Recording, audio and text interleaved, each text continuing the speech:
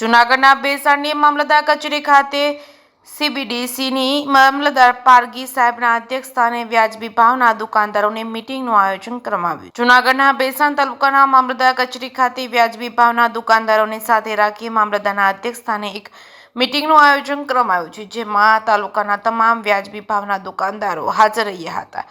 જેમાં સરકારના સીબીડીસી કાર્યક્રમ અંતર્ગત ભેસાણ મામલતદાર કચેરી ખાતે સીબીડીસીની કામગીરી ઝડપી થાય તેવા હેતુ માટે એક મીટિંગનું આયોજન કરવામાં આવ્યું છે, જેમાં ભેસાણ તાલુકાના તમામ વ્યાજબી ભાવના તમામ દુકાનદારોએ હાજર રહ્યા હતા। ભેસાણ મામલતદાર દ્વારા ઝડપી અને યોગ્ય રીતે રેશન કાર્ડના લાભાર્થીઓને સીબીડીસી ઓનલાઈન કામગીરી કરે તે માટે તમામ વ્યાજબી ભાવના તમામ દુકાનદારોને સૂચન કરવામાં આવ્યું હતું, પરંતુ વ્યાજબી ભાવના દુકાનદારોએ કામગીરી કરવાનો ઇનકાર કર્યો હતો।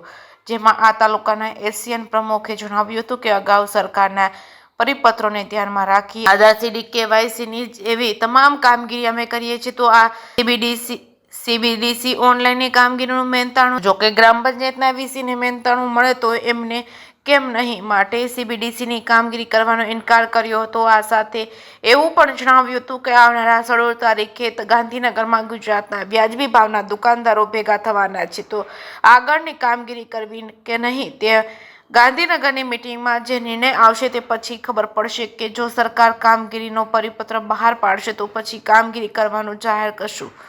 જે કે સિંગુરત સાથે પંકજ વેગડા, ભેસાણ। મારું નામ છગનભાઈ ભીખાભાઈ રાઠોડ, ભેસાણ તાલુકા એપીએસ એસોસિએશન તાલુકા પ્રમુખ। સીબીડીસી વિશેની આજની મિટિંગમાં સાહેબે અમને સૂચના આપી કે આ કામગીરીમાં અમને સપોર્ટ કરો। તો અમારું કહેવાનું એવું છે કે જે તે વખતે અમે સરકારના પરિપત્રો જે થયા છે એના અનુસંધાનની કામગીરી અમે કરી છે।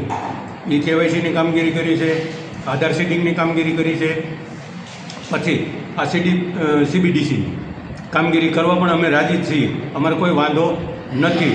અમારું ગુજરાત લેવલનું એસોસિએશન ના પાડે છે, એનું મુખ્ય કારણ કે અમને મહેનતાણું જે મળવું જોઈએ એ મહેનતાણું સીબીડીસીની કામગીરીમાં મળવાનું નથી। જે વીસીને 20 રૂપિયા તરીકે સરકારે નક્કી કર્યું છે, તો અમારું પણ મહેનતાણું તો એમાં નક્કી હોવું જોઈએ ને કે અમને આ કામગીરીના આટલું મહેનતાણું મળશે। તો એવું સરકારે કોઈ જાતનો કંઈ પરિપત્ર કર્યો નથી, જેથી અમે આ કામગીરી કરી શકીએ તેમ નથી। હાલ તમારું કહેવાનું શું થાય છે કે હવે તમારે આગળનું આયોજન શું રહેશે? આગળનું આયોજનમાં 16 તારીખે અમારે ગાંધીનગર મિટિંગ છે, મિટિંગમાં જે નિર્ણય આવશે એના અનુસંધાને આગળની કાર્યવાહી અમે કરશું।